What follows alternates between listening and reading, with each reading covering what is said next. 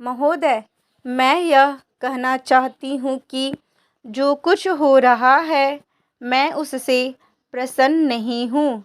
वस्तुतः मैं अत्यधिक दुखी हूँ।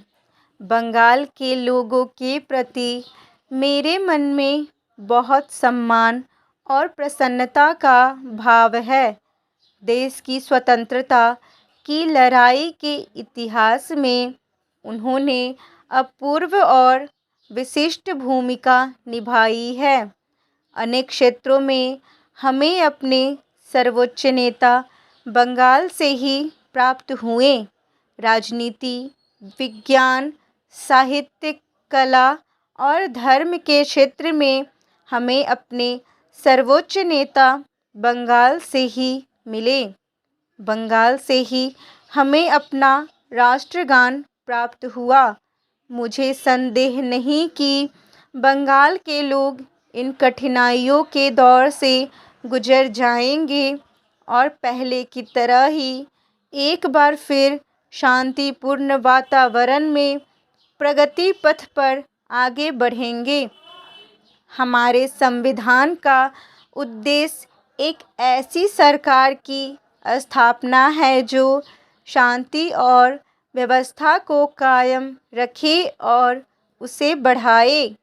इसका उद्देश्य एक ऐसी सरकार की स्थापना है जो कानून के शासन और जनता के हित को सर्वोपरि समझती हो।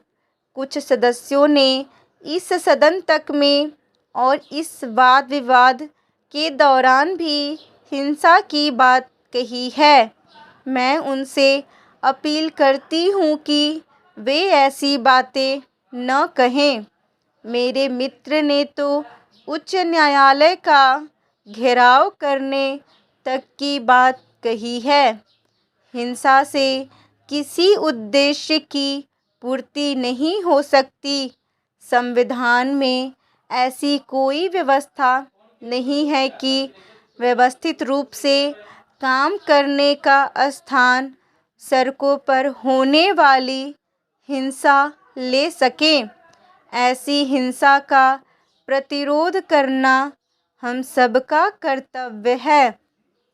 जब कुछ सदस्यों ने संभवतः वाद विवाद की उत्तेजना के वातावरण में कुछ ऐसी बातें कहीं जिन्हें मैं अपनी सेना और पाकिस्तान में होने वाली घटनाओं आदि के बारे में गैर जिम्मेदारी से भरी बातें कह सकती हूँ, तब मुझे बहुत चिंता हुई। मैं समझती हूँ कि ये निराशा के स्वर हैं।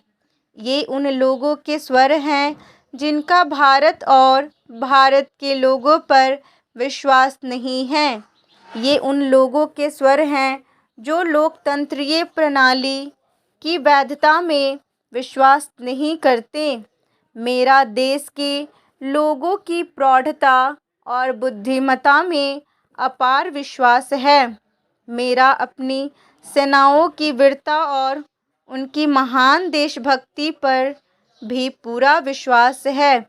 मैं इस बात की निंदा करती हूँ कि उन्हें एक ऐसी राजनीतिक बहस में घसीटा जाए। मैं यह कहना चाहती हूँ कि कभी-कभी हम अपने देश की चर्चा करते